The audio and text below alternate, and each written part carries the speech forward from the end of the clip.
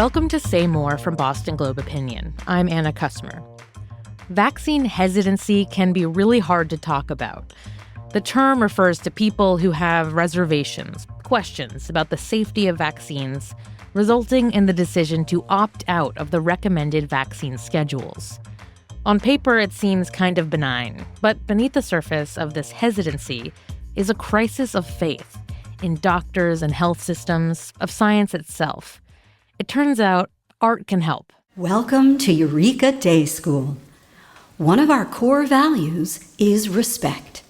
So please turn off cell phones and any device that... I recently went to a new show at the Huntington Theater here in Boston. It's called Eureka Day. It's a satire about the board of an ultra-progressive school in California dealing with a mumps outbreak, which raises the question of a vaccine mandate. Well, that's a little intense. How many kids are we talking about here who are unvaccinated? I haven't had the chance to pull exact figures, but I think we can say it's quite a few. Really? Throughout the play, we see a copacetic school community split, and vaccines are the fault line. The school board is torn. They spend the show debating what to say to the community. Maybe we say something along the lines of, and I'm just spitballing here, that we are a school of choice. It is our diversity which is the source of our strength. Beautiful. Would that work for you, Karina? I'm not. To be honest, I'm not sure I'm 100% comfortable with that. Oh? In the show, the values of radical inclusivity and public health become mutually exclusive. And despite good intentions, the whole thing is a mess. It's funny and incisive and really gives voice to all perspectives.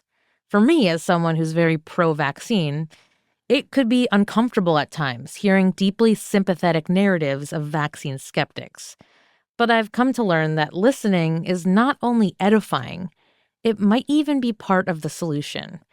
I went to the showing of Eureka Day with Dr. Elisabeth Marnik.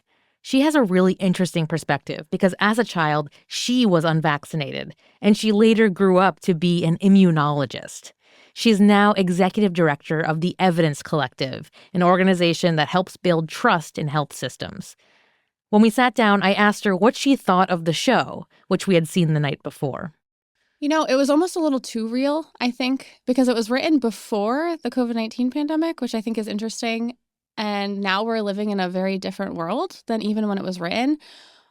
But it's the exact arguments we see happening all the time right now. So I thought it did a really good job of kind of condensing some of the big arguments and concerns that we see in this moment between those, who are vaccine hesitant versus those who are very strongly in support of vaccines. And I thought it did a good job of really holding space for the complexity of how hard it is to navigate these kinds of conversations in this moment. Were there parts of the show that particularly resonated with you? There was one scene where the board was having this Zoom meeting with the rest of the school. Just first of all, I want to say how much I appreciate all of you taking the time to be here virtually. Thank you, Karen. Because the school was shut down because they had multiple cases of mumps by this point in time. To be clear, school is closed through Wednesday. And at that time, only students who have received the MMR vaccine or who have already had mumps, and faculty too, will be able to return until the quarantine is lifted. Now, there were people in the chat who were vaccine hesitant. There were people in the chat who were very pro-vaccine. And they hadn't realized that these two communities were actually coexisting at the school because it hadn't come up before this. So there was one point where someone in the chat was like, wait, you mean 50% of the school is anti-vaxxers? And it was like this moment where you could see this argument happening in the chat while the board was trying to have like this really serious conversation. Oh, can I ask everyone who's participating here to can we all just take our fingers off the keyboards for a second? And for me, that really struck a chord because I do so much of my work in communicating science online. And that's exactly what a chat looks like. If you look through any vaccine post or topic or article, you can see very similar sentiments in all of the chats where people are just angry and shouting at each other and not actually having any productive dialogue.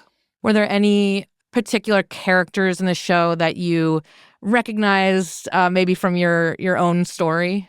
Yeah, I really recognized Suzanne. Suzanne was one of the characters who is on this executive board. She had 3 kids, but one of them, died, and she blames vaccines for the death of her child. And as a result, she's very against vaccination. And I saw my mom in her because my mom didn't have the same experience in terms of, having a child die, but she also distrusted vaccines very deeply. For her, it was for different reasons, but a lot of the concerns and arguments that Suzanne brought up in the course of the play were ones that I've heard growing up since the time I was old enough to, recognize what my mom was saying. What do you understand about why your mom didn't want to vaccinate you? For my mom in particular, it was a lot of fear. So I was her first child, and my mom had been given a pamphlet by somebody who, in the pamphlet, has shared a lot of scary stories that they said were things that happened to their kids after vaccines. And my mom went to the pediatrician's office, and this was in '88, and she asked him questions, and he wouldn't answer her in ways that she felt comfortable. She said that he dismissed her. He essentially said, in her remembrance, she felt like he just was saying, vaccinate your kid because I told you to. And that didn't sit right with her. So she decided to not vaccinate me from that moment. But at the core of her decision was this deep desire to keep me and my brother safe. Mm-hmm. And that was what I also saw in Suzanne, right? The decision she was making in those moments was still out of that core deep desire to try to do the best for your kid and keep them safe. You've written about how you went and you got yourself vaccinated at the age of 23. Can you talk about, your decision to do that and kind of the feelings you had when you went to get vaccinated as an adult? For me, it was a really big kind of mind shift that had to happen over many years. Not only was I not vaccinated, but I also grew up in this very tight bubble. I was raised evangelical Christian. I wasn't allowed to watch TV shows. I wasn't allowed to take, medications. There was a lot of things that were constrained in this bubble. And I was also homeschooled for a long period of time. So it wasn't until 11th grade chemistry class where I finally had a real science class and I fell in love with it. And from that moment, I was really lucky that there were people in my life who saw that. My chemistry teacher saw how much I was excited and really helped me figure out, you're good at this. Have you thought about going to college? And I hadn't really, college was a thing, I knew existed, but I was supposed to, get married and have babies. I wasn't necessarily supposed to prioritize a career or all these other things. So that high school chemistry teacher really helped change my life. She helped me apply to college. I entered college as a chemistry major, but still unvaccinated. And I hadn't really thought about it at that point in time. I don't even remember learning about the immune system until I got to college. Wow.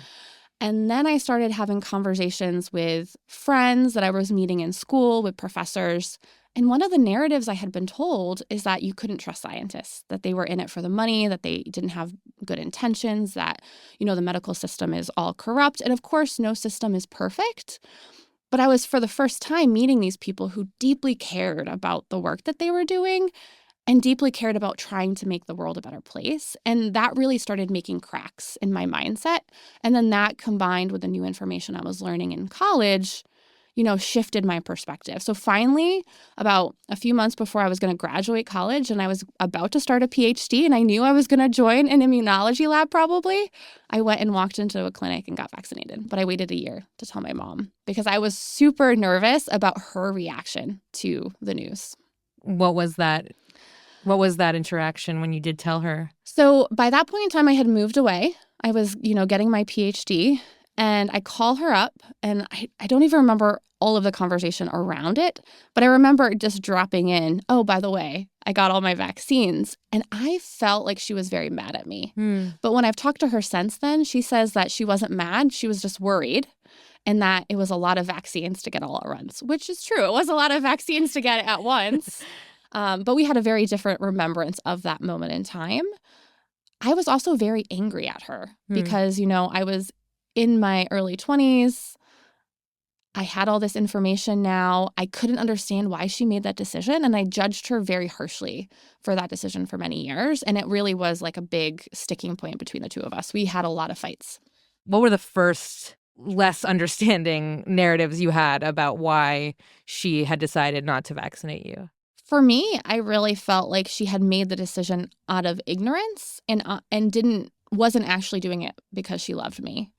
And I also had a really hard time because I was in school, I was studying the immune system, and I was telling her all these things. And I was like, why don't you just believe me? Like, I'm your daughter. Why don't you believe me? And that was like a big tension point.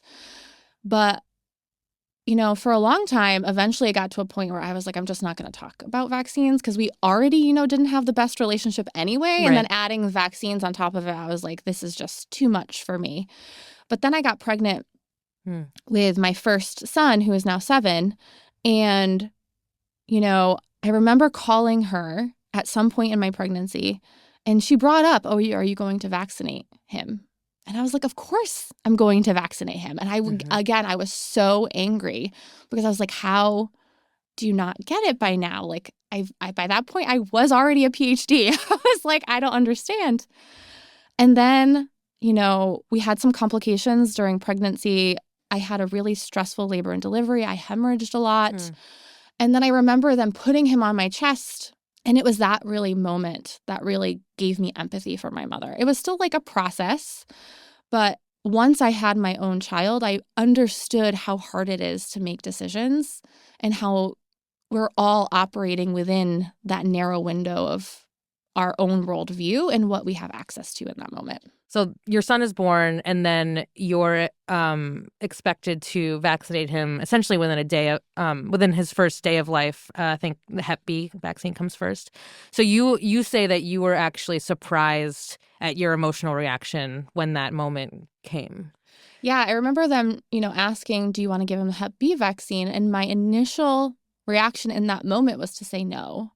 And that really surprised me, right? Because I was, again, an immunologist by this point in time. But, I was exhausted. There was a lot going on. And there's still always, anxiety, particularly when, I feel like when you're a new mom, the anxiety is even more heightened. So I just didn't want to have to make a choice in that moment because I was like, what if all these things possibly were true, right? So I said no in that initial moment. And then I was really lucky that a friend, came to visit, and I brought this up to her, and she really was very kind, very empathetic, and was like, Liz, what's going on here? And we had a whole conversation, and it made me realize, again, it was just a lot of things going on in that moment. And I still trusted that the benefits of these vaccines, including Hep B at birth, outweighed their risks. So before we ended up leaving the hospital, he did end up getting. I think it's actually a very vulnerable admission that you made in a way that I appreciate. Do you worry that you will get judged or yelled at for even admitting that you hesitated? Oh, yeah. And I did, for sure.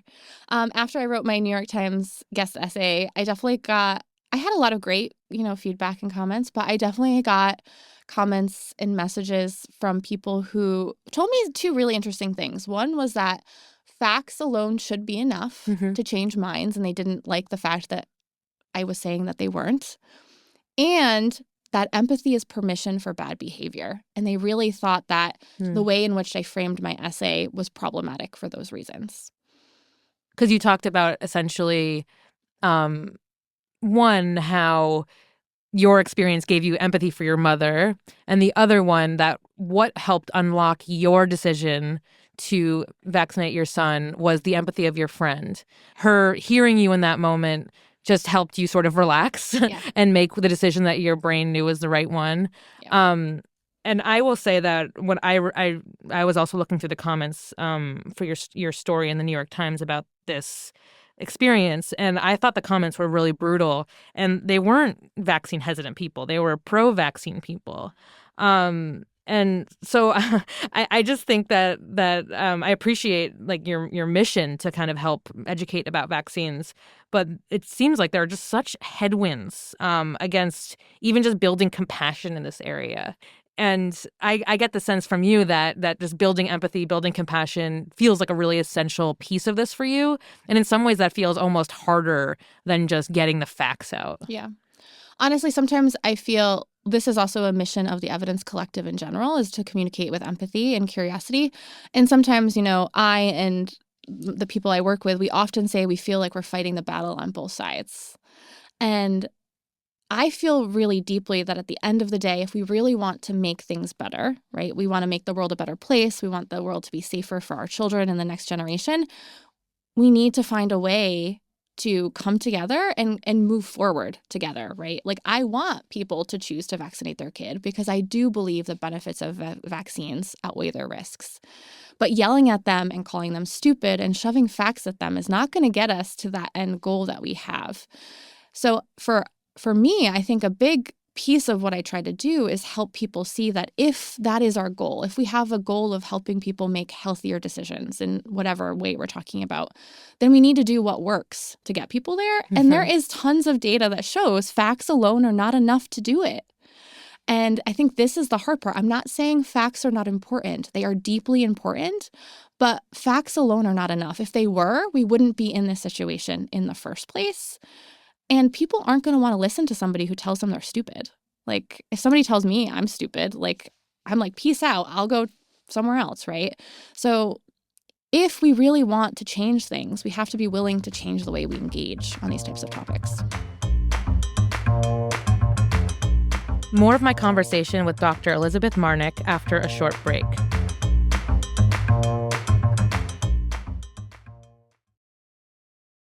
Liz, you talk about how empathetic conversations and trusted messengers are part of how we crack the problem of overcoming vaccine hesitancy. What does that look like on like a policy level? Do we need better education for doctors? More kind of art like what we saw last night that helps just sort of open up the conversation more? Talk about the solutions beyond, as you say, just throwing facts at people. Yeah, there's a lot of data that shows the power of storytelling in terms of, information given by itself versus information embedded in a story. Information embedded in a story not only helps people remember it more, but also makes it so they're more likely to act on that information.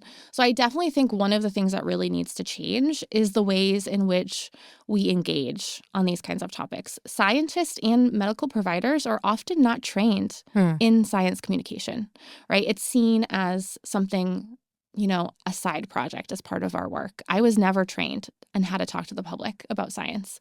And that is not, an uncommon thing. So I really think we need to change the system in terms of both how we train scientists and medical professionals to really value engagement with the public and training people in how to do that in ways that are most effective. Now, not everyone should be on social media, but all of us can be better in how we engage with the public. Eureka Day, the show at the Huntington. I was expecting it to be a lot more pedantic than it was. And I think that's really hard when you feel like a great, intense moral clarity that vaccines are good. It's hard to, which I do. I think you do as well. I know you do. It's hard to tell a story that really, I don't know, sympathizes with people who don't want to vaccinate their kids. Can you talk about sort of what it means to like really listen and empathize when you actually do have an agenda, which is to get that vaccine, essentially? Yeah, I think one of the things that I like to remind people when I'm talking, particularly when I'm talking to clinicians or public people, like people in the public who, care deeply about this issue, I like to remind them that you should actually never go into one conversation thinking you're going to change somebody's mind. In my experience, it took me many years to feel comfortable going and finally getting a vaccine. And I think that's a hard part about this process is it takes a long time in some cases. It takes building relationships and, having multiple conversations over time. So for me, I think about it as I just want to plant seeds and be a safe space so that when new questions come up, they're willing to come back to me with their questions. And I've had this happen often. I do so much science communication online. I try to lead with empathy and curiosity in the way that I do it. And oftentimes people will come back to me a few years later and say, hey, I was thinking about the things you said. And then I saw this person, and now I went and got my kid vaccinated, right? So it's never one person's job is another big part of this. We really need to do this together as a community who cares about these types of things. And together we can really make a bigger difference. So now I want to talk about the rock and the hard place of that mindset, which I think is really interesting. And in the show, and I think in your work, there's kind of like two different approaches, I guess you would say, to increasing the number of vaccinated children. One is this kind of hard, long work of building empathy and trust, helping people make this decision to vaccinate. The other, which is sort of like a bottom-up approach. And then the other approach is a mandate, basically saying you want to send your kid to school, you need to vaccinate them. What do you think of the mandate approach, and does it undermine the empathy approach? I think school immunization requirements, have a long history of increasing vaccine uptake. And in places, especially right now where we see measles increasing, that's a really important thing. And I actually think that there is a misconception in, empathetic communication where people assume we mean when you're being empathetic that there can't be boundaries. And I think there's actually a place for both. I think you can be deeply empathetic about, somebody having a hard time making a decision or having lived experience that makes things hard or whatever it is that they're going through, right? You can have empathy for that and be empathetic in the way you engage with them and have a boundary that says you are allowed to not make this decision to, right? For example, you're allowed to not vaccinate your kid if that's your choice. But that means they can't go to this school as a result, right? There can be both boundaries and empathy at the same time. I mean, that makes me think, if your high school in the 80s had a vaccine mandate, you may not even have made it to that chemistry class that changed your life. You were a vulnerable kid, and you may have been further marginalized if your school had had a mandate, right? I mean, I think a lot of people who are really pro-mandate, who see the ways that it really increases vaccination rates, might not fully sort of understand the trade-off. Yes, we could have more kids vaccinated, but there may be some really tragic knock-on effects for some kids. Yeah, that's actually a really good thought. And I think another analogous example to that, right, is when pediatricians kick kids out of the practice if they're not vaccinated. And the reason they do that I actually didn't know that happens. It does. And the reason they do that is because they want to protect, like, there might be kids with leukemia and kids with other health complications. And I think there is a middle ground we can find, particularly with pediatricians, because if there is no pediatrician who will see them who is pro-vaccine, then what is their alternative? Right. They're going to go to other individuals who potentially have false information, who are spreading all these other things. So in that case, I think that we really can find a middle ground, maybe have a day or a certain time, right, where you try to protect the more at risk.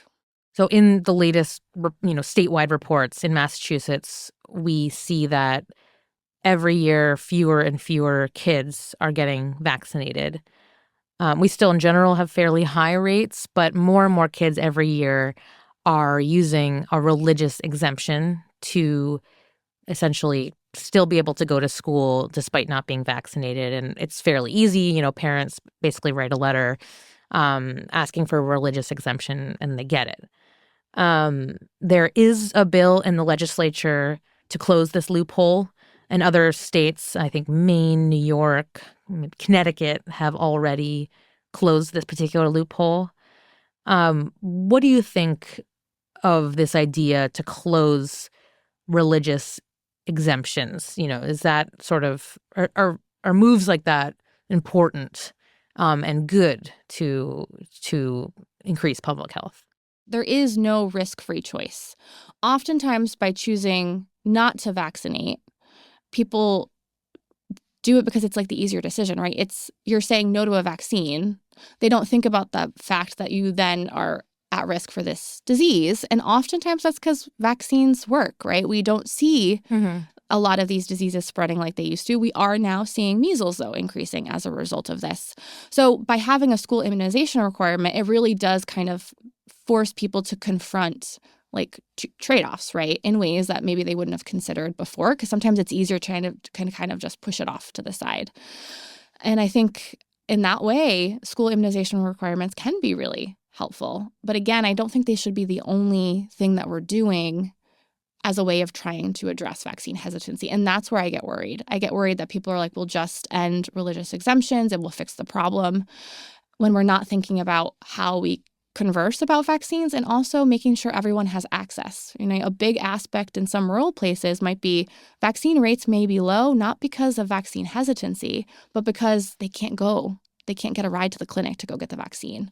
So I think if school immunization requirements are implemented, they need to be one part of an overall process of trying to increase vaccine acceptance. I think as a society, we are a lot more infectious disease literate now than we were pre-COVID. We know about social distancing, contact tracing, flatten the curve, But do you think this increased knowledge, the post-COVID era, are we better off for this greater understanding and literacy of just like how these things work?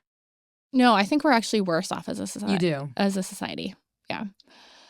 I think, yes, the knowledge that we now have, I think, is great. But I think we've lost so much trust in each other and in institutions. And I think we've seen that just with like the hantavirus response, right? Like I'm on social media too much because of what I do. So I have algorithms that feed me lots of things. And I was seeing some people saying, we're not going to take a hantavirus vaccine. There isn't a hantavirus vaccine. They were already saying, if this happens, we're not taking it. And then I saw people, who are pro-science who were saying this is for sure going to be the next pandemic. We can't trust that they're going to do what they need to do to contain this, like all of these things. So I feel like on both sides, nobody trusts anybody in this moment to do what is needed. And on top of that, the systems, like there is destruction happening to these federal systems. So I do worry about how we find a way forward in this moment.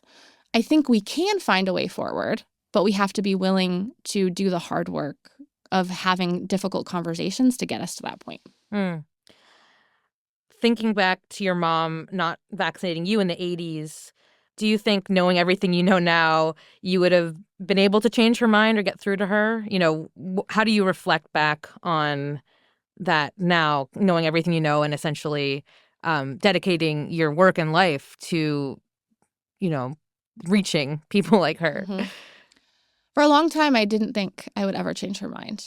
And recently, that has changed. So we've recently had a conversation. This was about a year and a half ago, where I was talking to her about measles because I was worried, right? Measles is increasing and measles is a terrifying virus. And I was sharing with her some of the reasons why it scares me, particularly because it's one of the viruses, the only one that we really know of that can erase some of your prior immune memory. So if you've had prior infections or you've had prior vaccines, it can actually erase some of that.